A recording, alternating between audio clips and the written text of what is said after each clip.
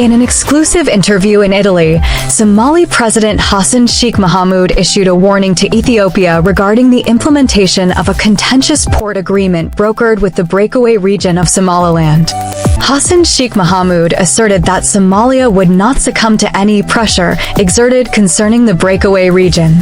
According to a memorandum of understanding signed on January 1st, Somaliland granted landlocked Ethiopia a lease of 20 kilometers of its coastline surrounding the port of Berbera, located on the Gulf of Aden, for military and commercial purposes over a period of 50 years.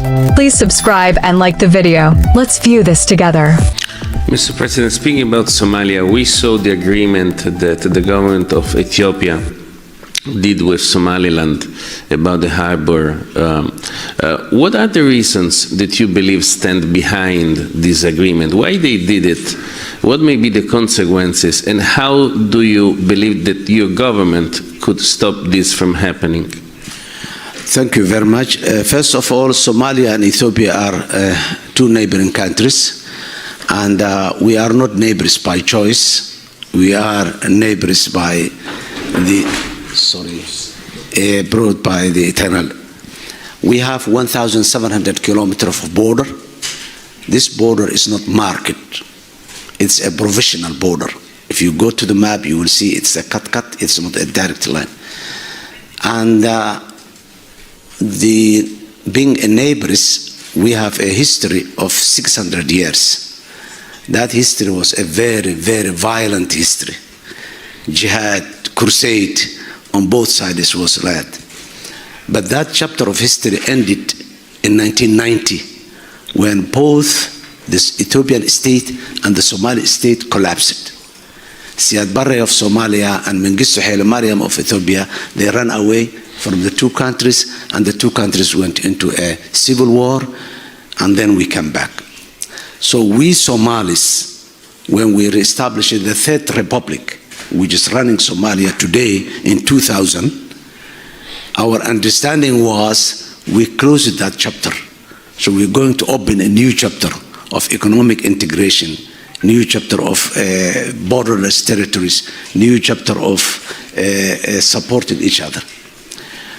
The Italian government has been supporting that initiative, the Horn Economic Integration Initiative.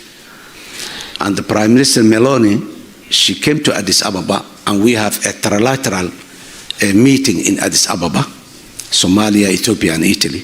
We've agreed that we will develop a joint infrastructure and a joint economic hub for both countries and for the rest of Africa as well.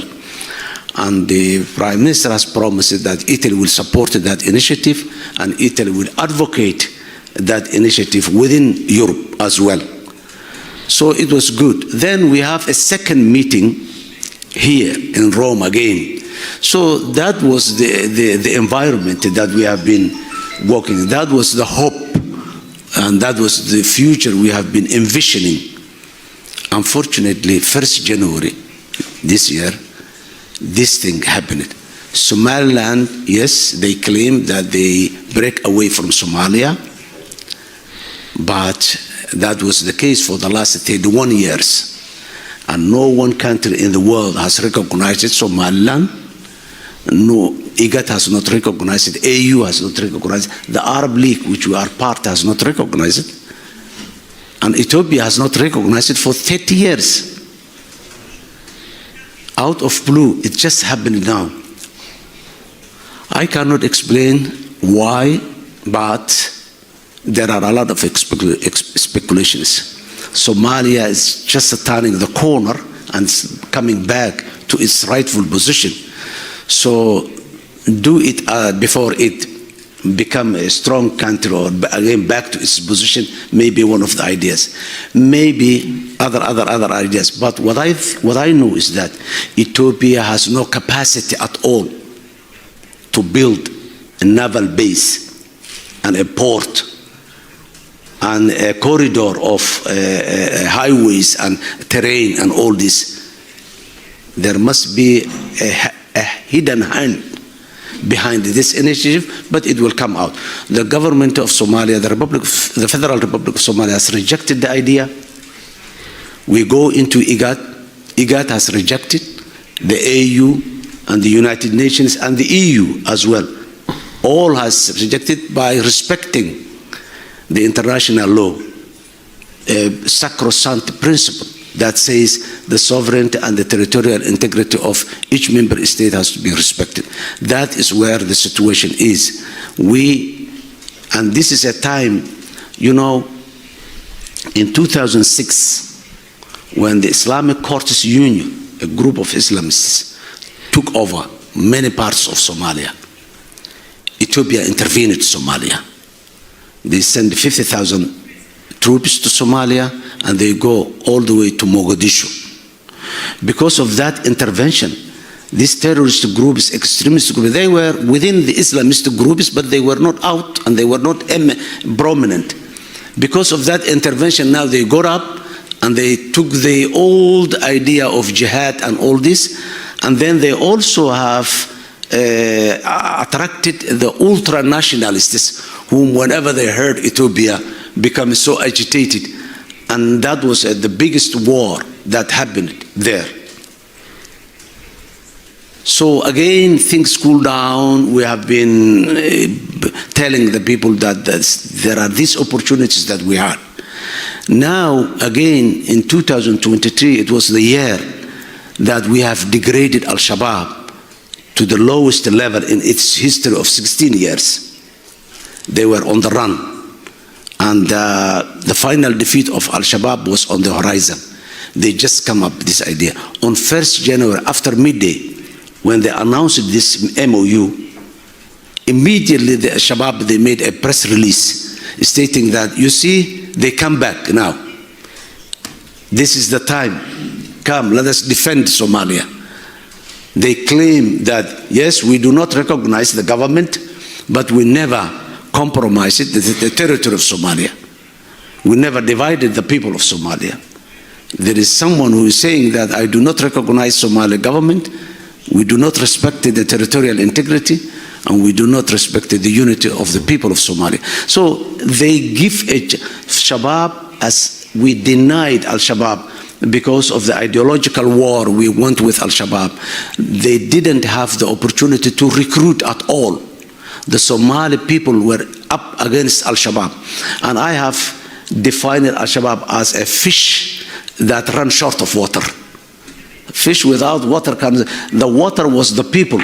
And the people now stand against them, and there are community defense forces that the Somali government is supporting. So Al-Shabaab was out of question to move around within the communities. So now they give a platform to recruit new people now because of this illegal step taken by the Ethiopians. So this is the situation right now. We are very much grateful for the government of Italy, who said we are with the international law. We do not accept anybody who is violating other countries. What Ethiopia did on 1st January through that MOU is not different than what Russia did to Ukraine. Luhansk, Donetsk, Hebron, these are the same, just annexing. Simply, Russia, there was no any so-called agreement when Russia was annexing these parts. But Ethiopia, they just go that shield of agreement. Agreement by who? With a regional administration in Somalia. So France cannot come and say, I agreed with a regional administration in Italy, Toscana or Badva or whatever. They cannot say so. So that is this reality in Somalia today, and that's what Ethiopia has did. So, Mr. President, if I understand well, you suggest that there is the possibility that behind Ethiopia there is somebody else? That's what I believe. Ethiopia cannot, maybe they have forces, they can send their forces or they can do whatever, but economically, Ethiopia is not in a position to do that. They cannot. There must be someone else, which we will know soon. So a small step in a greater game. Greater game of the Red Sea. Of the Red Sea. Yes, and Red Sea is a very, very volatile region. You know what's going on in Red Sea. So Red Sea is a very volatile. There are Somalia was there for a long time, and now we have the Yemen with the Houthis on the other side of the Red Sea. Now we have Sudan in a very difficult situation as well on the other part of the Red Sea. So now, you know, as we are speaking, what's going on, the international maritime transportation on this Bab el-Mandab and Suez Canal. So Red Sea is a very, very, very volatile region which does not deserve to be agitated further. One great power that has a huge interest in the Great Sea, as we know, is the Popular Republic of China, that is investing very heavily in Africa. How do you believe that we should deal with this strong Chinese presence in Africa? Well, what I think is that the China with the Belt and Road Initiative in Africa focused on building infrastructure. Many of the African countries, someone who is athirst, who need water to drink, if you give him a perfume, it will not motivate him. All he wants is a glass of water. China has identified what is that glass of water. Africa is lacking proper infrastructure, and without proper infrastructure, no economic development can take place. China went an approach. Yes, the approach is wrong. It has bad consequences, whatever we can say, but the people of Africa, they see the highway, they see the bridge, they see the port, seaport, they see the airport, they see the dam, they see the irrigation system. So this is what we need other partners of the world to do the same. And I think Europe is in a better position to do that. And with the global gateway announced recently in Brussels, I hope that will show, that will adjust or change the approach of the Western world soft way. Yes, I will not say this should not be done. The issue of democratization, the issue of the human rights, the issue of the freedom of expression, the issue of free movement, all these are very, very important principles. They can be held, but a hungry man in the remote part of Africa might not be motivated with that, and that's why uprising and political instability comes. So I think Europe has to look into Africa in a different manner, particularly focusing on those elements that facilitate economic development in terms of food security, in terms of transportation, in terms of energy. Africa has the potential to have green energy in terms of solar, in terms of wind, in terms of thermal. So this has to be the areas that the Western world, particularly the European Union, to focus on investing and improving. So you're suggesting that while China is investing heavily in infrastructure, the West should bet more on food security and energy. Is that right? Yes, that is another area. That is an area that's the very big gap in Africa today. The food security is a problem. Of course, the infrastructure, energy, number one, is another area. And addressing the challenges of the climate change as well is very important. For example, there's a huge resources in the world for climate financing, but accessibility of that resources is a challenge to countries like Africa, countries like Somalia. We are suffering greatly to the environmental impact, and we do not contribute the environmental problems of the globe. And again, we have a problem in accessing the financial resources that are available because of the rules and the regulations, because of our capacity, because of our understanding. So what we need is certain level of flexibility, certain level of easily accessible instruments to be put in place so that poorer countries like Somalia or fragile countries in most of African countries can have an access to the environment or climate financing issues. The other big actor in Africa is Russia. We have seen in the last days 3 countries of the Sahel Mali, Burkina Faso, and Niger leaving ECOWAS. And all of them have security agreements with Russia. Russia is also strengthening its position in Northern Africa. Is this worrying you? Are you perceiving this Russia more intense presence on security in Africa?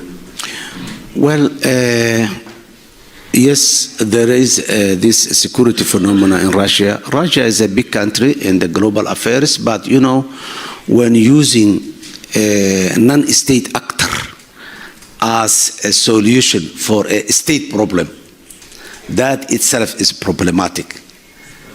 Organizations like Wagner, and in the past you have seen what the Black Waters did in Iraq and other places. So such non-state actor security agencies are the problem. If what is helping or what is going there are the state apparatus from Italy, from Russia, from China, from United States, whatever, because the state actors, they have limitations, they have regulations and rules that controls their behavior. But these profit-oriented private security companies, they just look after profit, whether that violates human rights or whether that violates the legitimacy of the state and all this is not a big matter. And what many of the African countries or the world cries when it comes to Russia is that company, Wagner, which is a security company, which is non-state actor, which is, there are no many regulations, global regulations that controls such behavior, as we have seen others in other places. So I think geopolitics is always there, but what I would have suggested is there will not be secure and stable Africa or any one country in Africa as far as there is a poverty, rampant poverty. If we can reduce the gap of poverty, if we can create opportunity for the youth so that they will not go and get the gun. For example, the fighting forces in Al-Shabaab, all of them, they are not there for ideological reasons. But imagine a boy of 30 years today or 25 years, maybe he has a wife and a kid or two, maybe he has an elderly parents, and he cannot afford to provide them a glass of milk, say, to his kids. He's so frustrated. He can be easily attracted with maybe $50 a month or $70 a month, because that gives them the opportunity to provide a glass of milk to his kid or some care to his elderly parents. So as far as that challenge are there, and the majority of the population are young people, there will not be stability at all. So that's why I'm saying we need to focus on the economic matters. We always focus on security, yes, very important. But parallelly, even maybe at the lower level or maybe a less prioritized level, but economic matters has to be there, has to be focused there. Somalia, we have the longest coast in the African continent, both in the Indian Ocean and the Red Sea. We have a high value fish in the world. One of the high value fish of the world are available in the territorial waters of Somalia. But again, our people are dying, and when I came to the office in 2022, the first letter I signed was appointing a special envoy for the humanitarian coordination, because I came to the office at a time when all the international organizations were saying that 7 million Somalis are close to famine. So the country has to declare famine. And when we make an assessment, we realize that we need some level of coordination. And I appointed a coordinator, and he worked very hard with other international partners, and famine was averted. There's never been famine in Somalia. Yes, there are some malnutrition and the child level and the elderly people, but it's not reached to the level of famine. So, and we are, in terms, when you measure Somalia all the economic factors, you realize that Somalia is a rich country. We have that opportunity of the blue economy. We have the largest per capita of livestock in the African continent. We have close to 10 million hectares of arable land with 2 permanent rivers throughout the year. So when you look here and there, you don't see how people like that can starve. Yes, security is complicated. People were unable to farm. People were unable to fish. People were unable to go and look after their livestock rearing. Yes, all this, but even then, if all of us go to the ocean, to the coastal area, and sit there and go to through the traditional artisanal fishing, we can live. But you know, the infrastructure is not there. The opportunity is not there. So the whole thing are interlinked. You cannot address only the terrorists. You cannot address only poverty. You cannot address only. So what we need is a multi-factor approach whereby within that framework there are certain priorities. Thank you. Mr. President, the West and Europe appreciate a lot your efforts against Shabab and the terrorist organization. What is your evaluation in terms of how they have been weakened and what is still missing to be done? Well, we've been fighting with Al-Shabaab for the last 16 years. The African Union mission with 20,000 plus forces, mechanized with heavy equipment were there. But this was a very domestic insurgent group that has no local agenda or national agenda. Their agenda was a global agenda. So we've been fighting with them militarily. And I was there in this office, the high office of the state in 2012, 2017, based on that experience. And since then, when we came, we changed the strategy of the war. And instead of focusing only military, yes, military is very important and it is the number one pillar for the fight against terrorism, but it's not enough. So we opened 2 new fronts. One is Shabab is ideology-based organization, faith-based. So we opened a new front which is ideological war. What they are propagating is not the true Islam. It's not the real Islam. So we had organized a conference for all religious scholars in Somalia and in the diaspora as well. The government of Somalia invited major religious scholars, known figures within the society. They came together to Mogadishu. They have a conference for 5 days, and the discussions on that 5 days was televised live. More than a dozen TV channels throughout Somalia. So the Somali people were watching and listening what this scholar was. And at the end of the 5 days, they produced a fatwa, a statement, saying that the actions and the behavior of Al-Shabaab are un-Islamic. They have nothing to do with Islam. So the people of Somalia should not be mistaken by some of the nice words or the nice speeches that they are saying. So that has a big blow on the thinking and the mindset of the society. Number 2, we established a TV channel 24 hours a day, 7 days a week that advances that ideological war against Al-Shabaab.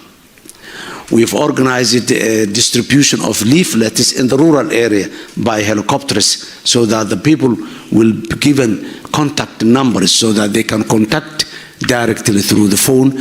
And Somali people, they have a very good connection of the mobile phones. So this was one front, and it was very, very effective front. It keeps back from the community to support Al-Shabaab and the communities. That's what makes the popular uprising against Al-Shabaab in the rural area, remote areas. Now we opened also a third front, which is to fight Al-Shabaab against their economic sources. We deny they have been collecting huge amount of money from the Somali people. And this money, nobody today takes money with a handbag and moves around. They use bank, they use the remittance companies, they use the mobile telephone, mobile money systems. So the government went into these systems, and we started to block a couple of hundred accounts in the bank, in the remittance, and in the mobile money. So their movement of money has been restricted, not completely close it or tap it, but restricted. So because of that, their capacity has become restricted now. They don't have the they don't have the financial capacity they had a year ago today. Still, they are moving money here and there, but not as they were a year ago. They cannot use the banks, they can use the remittance, they cannot use the electronic or digital money in Somalia today. So these three strategies put together, Somalia, the Al-Shabaab's capacity has degraded to a level. They are still threat, but not as threat as they were a year ago. We started the war 30 kilometers outside Mogadishu, the capital city of Somalia. And today our forces are 800, 900 kilometers away from Mogadishu. So more than 50% of the country is liberated. There are 4 federal member states in Somalia whereby Al-Shabaab was occupied on the rural area, not the towns. The towns were always free, but the rural area, and they restricted the movement, the supply lines and all this. Today, 2 of these 4 states are completely free from Al-Shabaab, and the other 2 is the operations are already started and going on. We are past the day that we were planning to finish the war, but we are very much confident that we will finish Al-Shabaab, defeat Al-Shabaab militarily. Ideologically, they may stay some time within this community, but militarily, definitely, we will defeat them soon. Thank you, Mr. President. Speaking about fighting terrorism, we are watching the Houthi in Yemen. We know that they are supported by Iran. We know that they say that they want to fight Israel, but in reality, they are threatening the world maritime trade in the Red Sea. How do you see them? How do you consider them in the frame of the greater game for the Red Sea that you just described? They are a threat, and that's true. You know, when the neighbors are not stable, your house is not stable as well. When the neighbors on both sides of the Red Sea are not stable, are controlled by fragile states, the Red Sea will not be safe enough. In a couple of years back, the piracy from Somalia was threatening the movement of the sea lanes of the Red Sea and the Indian Ocean. It costed a huge amount of money for the world to stop this menace or threat of Al-Shabaab, the piracy in the Red Sea and the Indian Ocean. Today, the Houthis are now threatening again. And tomorrow, who will be the threat again, we don't know. There is only one solution. Those countries who are on the both sides of the Red Sea must be stable countries. How to realize or how to achieve that objective is a different case, which is very complex. And it is a long term. There is no one-time solution or one-shot solution. Solve Somalia, the Red Sea is safe. It's not true. Even now, if you said solve Yemen and the Red Sea is safe, that's not. We need a comprehensive approach of that region, of the Horn of Africa and the Red Sea. Comprehensive solution. So those countries that has an influence in the region, the Arab countries, the Horn of African countries, the Western world, the Eastern world, all of us, if there is a possibility that we can get together and have a region. But even then, all countries of the world, they don't have equal influence on the Red Sea. There are certain countries who got more influence than the others. So those who are got the influence on this region must get together and stop. Now, when there was a piracy in Somalia, there was a coalition against the piracy, a global coalition against piracy. But when the question of let us help or let us solve Somalia, when that we come, there is no global coalition for helping Somalia to solve its problems. Piracy has been defeated. Okay, everyone went back to where it came from. And now we are seeing that again, piracy is emerging. The piracy, they do not emerge within the sea. They come from the land. They come from the land. So unless you solve the problem in the land, you are not safe from a piracy. Same is the Houthis. There is a country called Yemen, collapsed, not stable. We don't know who controls who. Some countries have tried to solve militarily. It was not possible.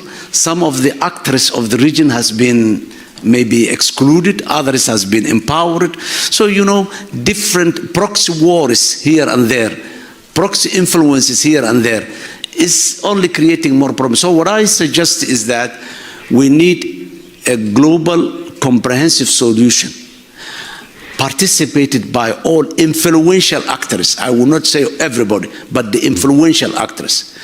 Those, if excluded, can influence. And the Houthis are a very, very serious problem today.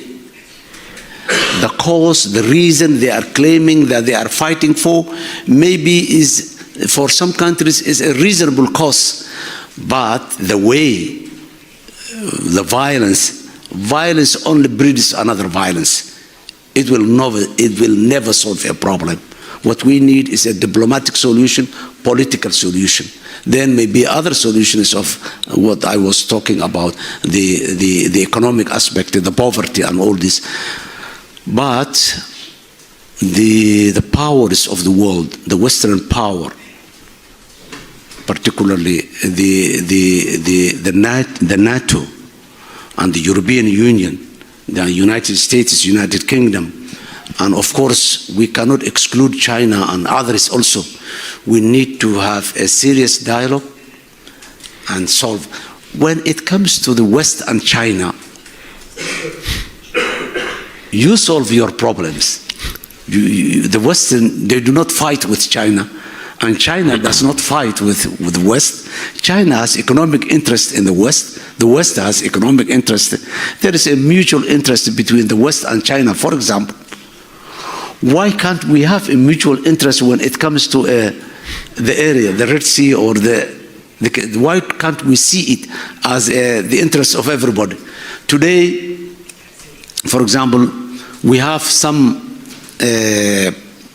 commercial goods in Europe or some parts of Europe. For example, a ship that leaves Italy, reaches Somalia, passes many other places, but reaches Somalia by latest in 45 days, 40 days, 30 days, even if straight less, 3 weeks. Today, if this ship is going to go all the way and come from the Cape of Good Hope of South Africa and then come to the Horn of Africa, how many months it takes? And every single day of the journey of that ship is money, is a cost. So countries like Somalia today is suffering to get, there is a lot of goods that are stuck in Turkey, a lot of goods that are stuck here in Italy. A container that was reaching to Somalia $3,000 or $2,000 today is costing more than $10,000 to reach Somalia and then a couple of months. This is the reality. Similarly, that affects not only Somalia, it's affecting Italy as well. If the Italian products are not going out and reaching the global markets easily, then. So I think, my dear, the solution lies diplomatic and political, not military. Alliance has been established. There's a lot of navies in the Red Sea, but still, it's not secure. So what we need is a political solution and diplomatic solution for such international challenging issues. The regional countries. And the regional countries. Yes, regional countries as well, yeah. If you want to give us a final statement. this is the occasion. Well, gentlemen, thank you very much again, and I'm very much grateful for Mator for giving me this opportunity to be here today with you and share with you the situation of Somalia. Number one, there is no any one country in the world that knows Somalia more than Italy. For example, during the Civil War, we lost everything. The most important thing we lost is the data. We lost our archives. We lost all the records that we had. Fortunately, many of those records are available here in Italy. And the government of Italy has provided us back some of these records, digitalized, and we are already referring. I use yes, old data, but old data is the foundation for the new data. So that's one little example. Somalia used to have in 1990, before the Civil War, one university, called it the Somali National University. That university was established by Italy. And that university, the language of instruction of that university was Italian language, with 13 faculties, different faculties. And all the graduates, the good boys and the girls who graduate those faculties in that university, they used to come here and made a master's degree, PhD, and research and all this here in Italy. We missed all those opportunities now. Italy was also supporting many vocational and technical education in Somalia, where the technicians were produced in Somalia. Today we have no one single technical institute in Somalia, privately owned, NGO run, but we don't have a government institution, and that were the government institution, Scuola Tecnica Industriale, which I graduated from my secondary school, was there, and many others. What we need is the Italian support. Of course, I said security as the top priority, but security is a temporary issue, I believe. Somalia will soon reach to a level where it can manage its own security. It's a matter of time, short term. But what's long term is the human capital. Italy can support us in developing a human capital, knowledgeable people who can take with base of the advancement of the science and technology of today. We have a lot of universities, but those universities, many of them, they lack. We revive it, the Somali National University, it is there, and we're working with the Italian government to support that university. We are also working with the Italian government to establish a new Italian university in Somalia. But what we need more is not only, you know, university graduates, you need a number. But maybe 10 times or sometimes even 100 times of that number, you need technicians. Those who can do the technical aspect, not the design and the feasibility studies and the estimation, but putting this blood on the floor and painting and working the electricity and maintaining the cars and all these types of is what matters a lot. And that's what creates a gainful employment for masses of the country. So this is an area where I think that not only the Italian government, but also other Italian agencies, we are very much grateful for this organization who is already providing scholarships for a good number of Somali young people. There is nothing small for Somalia, and there is nothing big for Somalia. We are in between. So I would like to pass that message to the people of Italy. We've shared that with the government of Italy. I met His Excellency the President last night, and I'm going to meet Her Excellency the Prime Minister this evening, and I'm sharing these and many other important issues with them. But in general, what I want is that it's the Italian people. We want to go back. People-to-people relationship is there with Italy. There are a huge property owned by the Italian, not the Italian government only, but the Italian citizens, plantations. Of course, there were industries. The industries are not there anymore. They've been destroyed during the Civil War, but the property are there. The plantations, the land is still there. So there is a huge housing properties, and a lot are there. The Italian government has also huge property in Somalia, and the Italian government has started rehabilitating those properties. Centro Cultura Italiano, the Casa d'Italia, and many others are there. We don't have a lot of Italians the Italians, they used to have a school there where their kids go, but we don't have. But we are dreaming that we will have that level of friendship will come back. So that's the bottom line of my message, and I thank you very much again. Thank you very much, Mr. President. Thank you. Grazie.